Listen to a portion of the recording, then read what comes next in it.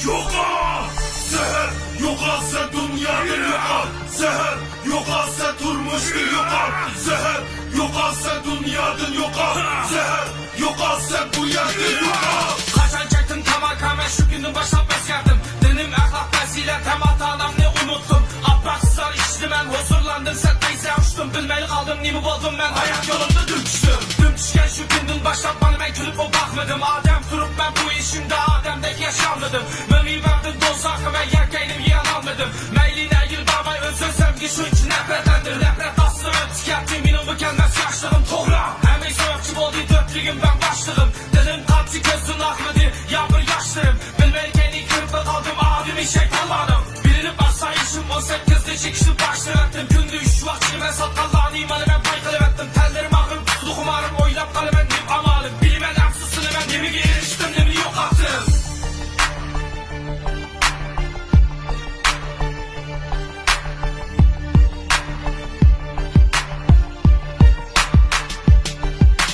Seher, yo'qol sen dunyodan yo'qol seher, yo'qol sen turmushni yo'qol seher, yo'qol sen dunyodan yo'qol seher, yo'qol sen bu yerdan yo'qol. Yo'q demadim va mendim o'zimga qilgan bandiman. Mag'lub qo'ygan tijaytni deb o'ynashib bu jam bilan yaratdi Alloh taolo hammamizni bu baxtan bilan. Shunga erish kerakkan har bir qadamini inson degan pan bilan.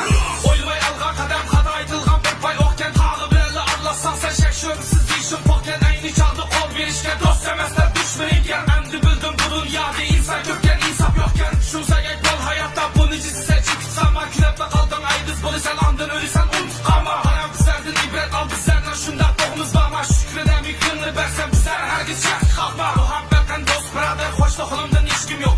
O'tdi hilmi baliqim yerga hayvondan mo farqim yo'q. Hamma sababchi afsonlar hech isimli chiqqin yo'q. Aqasini shamil bakiz gipim vaqasin filmi. Qutulib qolaman deb o'ylab qolgan bo'lsa sen ağlar qo'y. Mangiga dunyo emas bu o'limiga basra qo'ylar qo'y. Tiliqam bo'lsa hisob emas sen odam emas buni bilib qo'y. Ta'mirtig'idan janib shimalimiz alab bo'ldi ixlos qo'y. Bo'ldi bezatman degan mushti sabr sakini. Sitishma hep bilmay qasab qo'ysan o'z singlimni. Shunchalik bilan gapdan sabri so'zlar vatman sal qo'y o'tirib quvonib sir bo'ldi qilshavaga imanni qilmoqchi.